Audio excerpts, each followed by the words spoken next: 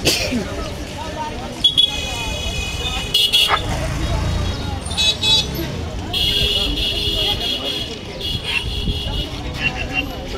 কথা বলার মতো শক্তি আমার নাই। আমি 2 মাস ধরে একা একা দৌড়ে এই রাজবাড়ি 400 কিলোমিটার দূরে গিয়ে মামলা করে 2 জন আসামিকে গ্রেফতার করানো আমার মতো মানুষের পক্ষে সম্ভব ছিল না। তারা এত টাকা পয়সা খরচ করেছে, আমি হাসপাতাল মেডিকেল থানায় কোথাও গিয়ে আমি আশ্রয় পাই নাই। আমি ওসি সাহেবের সাথে ঝগড়া করেছি যে আমার মেয়ে কেন মরবে, অন্তত এই বিষয়টা আপনি দেখেন, আর যদি না দেখেন তাহলে আমার মেয়ে যেখানে মৃত্যুবরণ করেছে ওইখানে আমার জীবন দিয়ে আমি প্রমাণ করব যে আমার ইন্নি আত্মহত্যা করতে পারে নাই। একজন বাবার স্বপ্ন নষ্ট হতে পারে না। যে মেয়ে আমাকে স্বপ্ন দেখাতো, আব্বা আমি তোমার স্বপ্ন পূরণ করব, আমার এক ছেলে এক মেয়ে, আমার মেয়েটাকে আমি ছেলে মনে করতাম। এই কিশোরগঞ্জের বিভিন্ন অনুষ্ঠানে আমার মেয়েকে কাঁধে করে এনে আমি অনুষ্ঠানে হাজির করেছি। সে যেন মানবিক হয়, সে যেন মানবতার নেত্রী হয়, মানবতার মানুষ হয়। আমার মেয়েকে আপনারা অনেকে চিনতেন।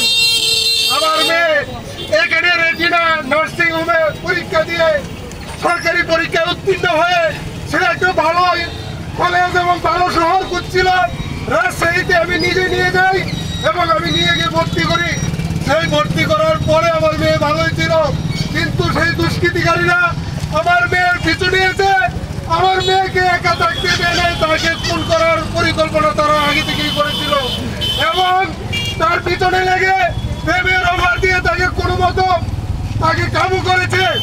কাবু করার পরে যখন 5ই আগস্ট আসলো, এই সুযোগে তার সাথে প্রতারণার মাধ্যমে প্রেমের জাল থেকে বেরিয়ে গিয়ে তাকে তার রুমে একা পেয়ে তাকে আত্মহত্যার নাটক সাজিয়ে তাকে হত্যা করে ফ্যানের সাথে ঝুলিয়ে রাখে এবং মেডিকেল রিপোর্টটিও আমাকে নিতে কষ্ট হয়েছে।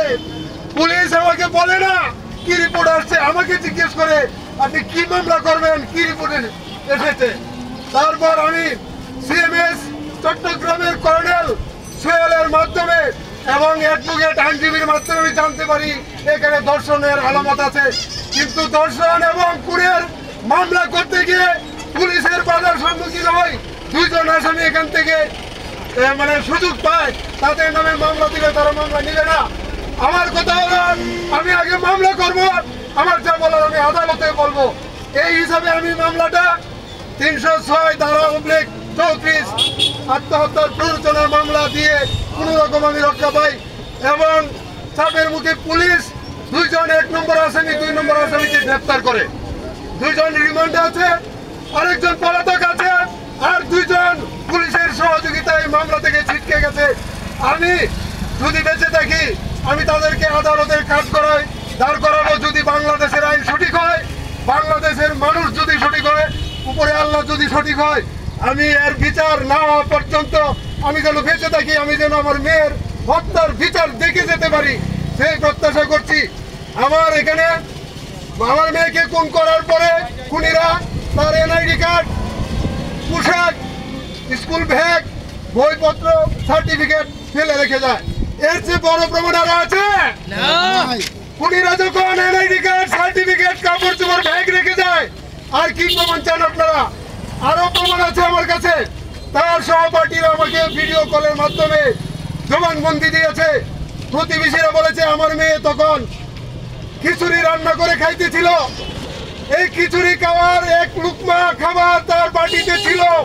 এই মুহূর্তে তার গলায় পুন্না পেঁচিয়ে হত্যা করে ফেনের সাথে ঝুলিয়ে তারা পালিয়ে যায়। আমার মেয়ের হাতে খিচুড়ি খাবার লেগেছিল। পুলিশ বলেছে, এলাকাবাসী বলেছে আমি 400 কিলোমিটার দূরে থেকে আমি অজ্ঞান হয়ে যাই। খবর পাইছি রাত্রে 11:30টায় এবং ঘটনা ঘটেছে রাত্র 9টায়। আমি এর ভিতরে খবর পাই নাই। আমি সেদিন ব্যস্ত, সারাদিন ব্যস্ত ছিলাম। আমি ঘুমিয়ে পড়ি। ঘুম থেকে উঠে যখন আমার মেয়ের খবর পাই মৃত্যু হয়েছে, আমি তখন আর সুস্থ থাকতে পারি নাই। আমি 2 দিন হাসপাতালে যাওয়া আসার মধ্যে ছিলাম। 2 মাস পর্যন্ত চুপ ছিলাম। অনেকে বলেছে আমি নাকি হেরে গেছি, আমি নাকি এই মামলা থেকে সরে গেছি। আসলে আমি আসামিদের ধরার জন্য আমি ফাঁদ পেতেছিলাম, আমি চুপটি মেরেছিলাম আসামি যেন ধরা পড়ে। তারা ভেবেছিল যে আমি আর মনে হয় আগাবো না, কারণ কিশোরগঞ্জের মেয়ের জন্য রাজশাহী থেকে মামলা করব এটা তারা ভাবতেই পারে নাই।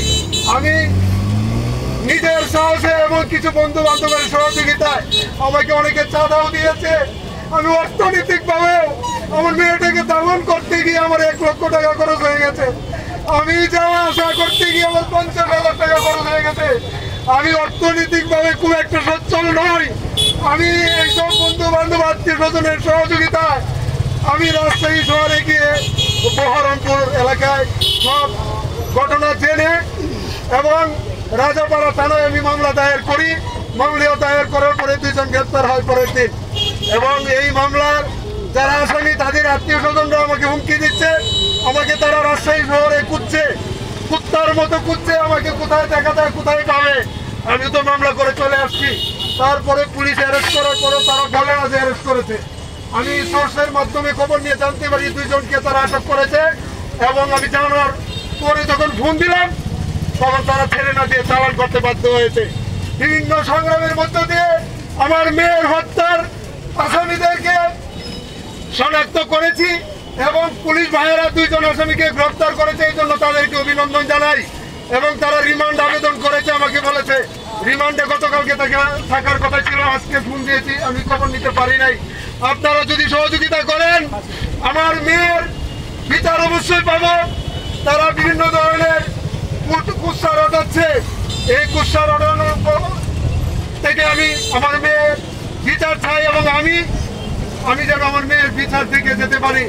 আমি স্বরাষ্ট্র উপদেষ্টা, প্রধান উপদেষ্টা, দেশের আইন শৃঙ্খলা বাহিনী যারা আছে, আমার মেয়ের মৃত্যুর ঘটনায় আপনারা জানেন এই বাংলাদেশে অর্থ খরচ করলে অনেক কিছুই ধামাচাপা দেওয়া যায়, অর্ধেকে নামে আনা যায়। এইগুলি থেকে যেন আপনারা সতর্ক থাকবেন, কারো কার কথা শুনবেন না। আমার মেয়ের পোস্টমর্টম হয়েছে, আমার যে রিপোর্ট আসছে আরেকটা রিপোর্ট আসবে কয়েকদিনের মধ্যে। তো সব কিছু মিলিয়ে আমি বিচার চাই, আইন শৃঙ্খলা বাহিনী যেন নিরপেক্ষ থেকে আমার মেয়ের হত্যার রহস্য উদ্ঘাটন করে যেন তাদের সর্বোচ্চ শাস্তির ব্যবস্থা করে এ প্রত্যাশা করছি। আপনারা প্রয়োজনে আমার সাথে থাকবেন এবং প্রয়োজনে আন্দোলন আরো শক্তিশালী হবে। আমার লেনিন ভাই বলেছে প্রয়োজনে রাজশাহী গিয়ে আমরা আন্দোলন করব, অবশ্যই করব। এবং একজন বাবা হিসাবে, অসহায় পিতা হিসাবে আমার মেয়ের জন্য আমার জীবন দিয়ে হলেও আমার মেয়ের বিচার এই বাংলাদেশের আইনে নিশ্চিত করব এবং আইন শৃঙ্খলা বাহিনী বিচার বিভাগ সেই প্রত্যাশা পূরণ করবেন এই আশা ব্যক্ত করে আমি আমার বক্তব্য এখানে শেষ করছি। ধন্যবাদ সবাইকে।